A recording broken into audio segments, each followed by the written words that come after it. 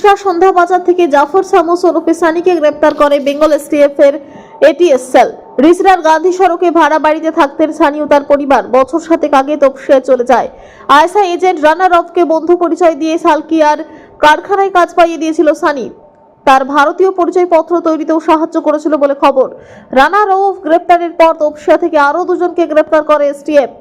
বিপদ শিওরে বুঝে পুরনো জায়গায় রিশরায় আসে সানি। সন্ধ্যা বাজারে চাবিওয়ালা ফিকির থেকে মোবাইল নিয়ে বাড়িতে স্ত্রীকে ফোন করে সন্তানদের দেখে রাখতে বলে। চাবিওয়ালা শেখ সাহবার ভিকি বলেন, রাত 11টার পর সানি আসে, জল খায়, তারপর আমার মোবাইল চেয়ে বাড়িতে ফোন করে। পাকযোগে সানি গ্রেপ্তার হবার খবরে হতবাক তার এক সময়ের প্রতিবেশী ওয়াসি আহমেদ।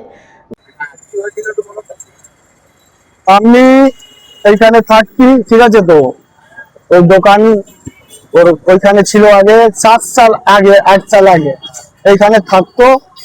কোথায় থেকে এসছে বলেছে আমার মোবাইলে চার্জ নেই, আপনি আমাকে ফোনটা একটু কোথাও করবো। ও ফোন কাকে করেছে, ওর জানা আছে, দিদি ওয়াইফকে করেছে।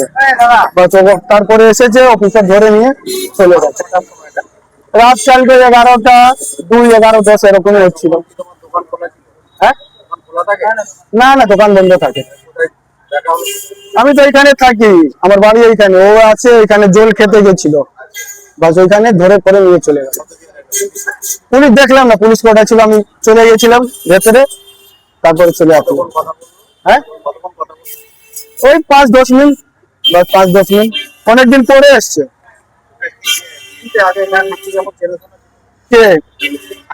না না, ওর সঙ্গে চিনা না, এমনি বন্ধু আছে, অনেক বন্ধু আছে, ওর সঙ্গে কি চিনা থাকবে। ও পার্স বিক্রি করতাম আগে, অনেকদিন আগে লিঙ্ক ছিল। কোথায় থেকে এসছে জানি না, আমি কি করেছে, আমার নিজেই মাথা খারাপ হচ্ছে সত্যি।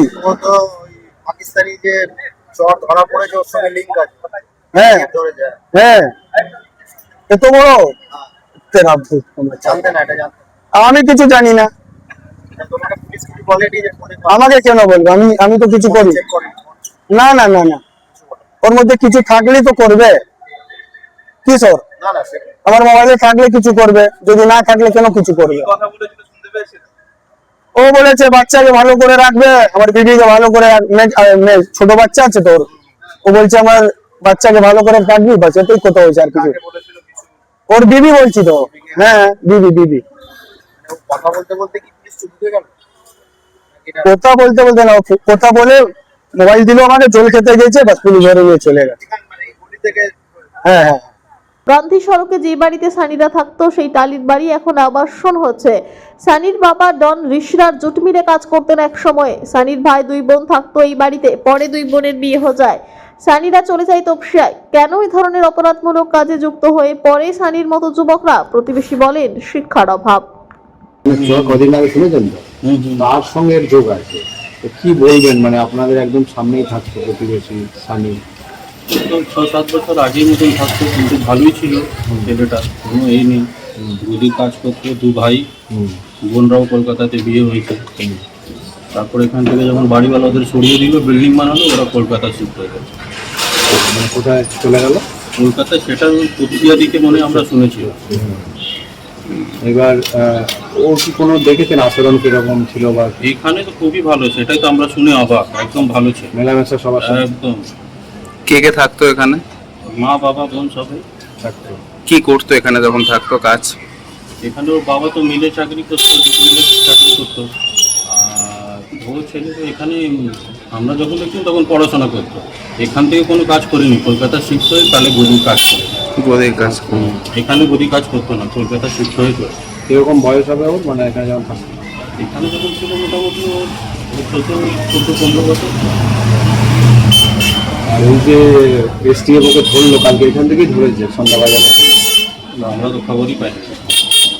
কি বলবেন, মানে এই যে এইসব ছেলেরা এখন সমস্ত চক্রে বেরিয়ে পড়ছে? সব এডুকেশনের কমই, আর কি বলবো, শিক্ষা না দিলে এটাই হয়, আর কিছু না। নাকি কোনো লোভে পড়ে এসব করছে, টাকার লোভ বা? কিন্তু তো ভালোই কামাচ্ছে, শুনছিলাম গদি কাজ করছে, খুব তো ভালোই কাজ করছিল। তপসিয়া থেকে তো আরো কয়েকজন ধরা পড়েছে এই ঘটনা, সেটা তো আমরা জানি না।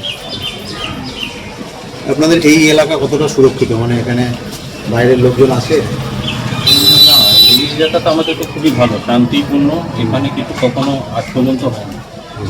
বাইরের লোক কেউ ভাড়া থাকতে আসে এখানে? না, বাস এখানে মোটামুটি সব আমাদের সব নিজের, আর সবার মোটামুটি সব নিজেদেরই বাড়ি, এখানে ভাড়া বেশি নেই। পুলিশ টুলিশ আসে মানে খোঁজ খবর নিতে?